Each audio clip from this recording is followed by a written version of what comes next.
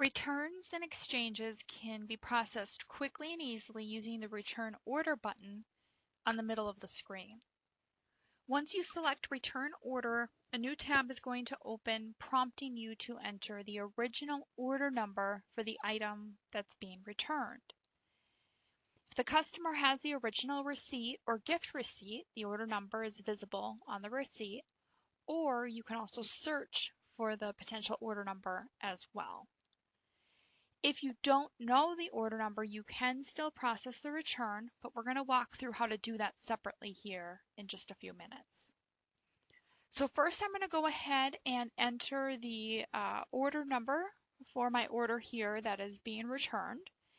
And once I do that and press enter, the screen's going to populate with a negative quantity and a field for me to go ahead and scan the first item that's being returned. Once I scan the item that is being returned, the price is going to populate on the screen based on the price that the customer paid for the item in the original order. Now, the item is not added to the order for return until I tell the system whether or not to return the item to stock. If the item is in good, sellable condition, then I'm going to select yes. If the item is damaged or defective, then I'm going to select no. This is important because it tells the system where to put the stock back to, if it's going to be in a usable or a non-usable location. And once I select either yes or no, that is when the system puts the item on the order for the quantity and the price refunded. At this point, I can continue by scanning any additional items that may need to be returned from that same order, again selecting whether or not to return it to stock each time. Now at this point, if the customer just wanted a refund, so they wanted their money back, we would go ahead and select the Start Refund button. At this point, the system's going to check to see what my previous payment method was. In this case, it was a cash payment. Anytime a cash or a check was paid originally, then cash will be offered for the return. If a credit card was used originally, then we would want the customer to go ahead and swipe or enter their card for the refund to be added back to their card. Additionally, at this time, the system's also calculated tax. So initially, the customer had paid $15 in tax, and now $15 is going to be refunded. So at this point, $164.99 is owed back to the customer.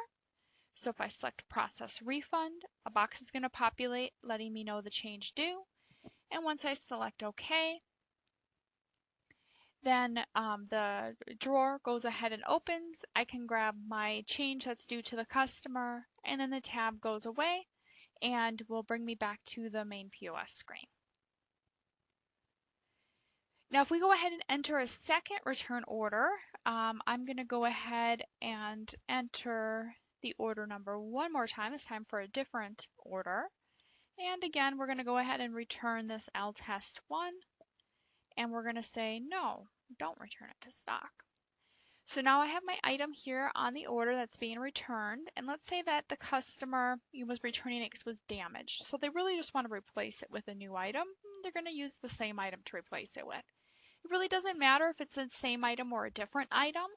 You just simply go ahead and update the quantity and then scan the item that the customer is purchasing, and that will be added onto the order for them to go ahead and purchase. And I can scan additional items, and then the customer would just go ahead and pay the balance due. So once I hit Start Refund, in this case, it went ahead and actually just closed out. A register receipt printed. The cash drawer didn't need to open because the balance was zero, and the customer got to leave with their new exchange item. So it's as simple as that. The last scenario here that we're going to cover real quick is if I do not have the order number. So I don't have the order number. Maybe I searched for it. I still couldn't find it. They don't know when it was purchased or who purchased it for them, etc. Well, we can just leave that order number blank. So I'm just going to go ahead and enter on past that. And now again, we're going to just go ahead and scan the first item that needs to be returned. Now, in this case, because we do not have the original order number, the system doesn't know how much the customer paid originally for that item. So because we don't have the order number, the system's going to calculate the cost at the lowest selling price. So this item was sold for $12, must have been a really great sale happening, and so that's what this customer is going to get refunded, is $12. Again, we still have to select whether or not we want to return this item to stock, and that will add the item to my order here.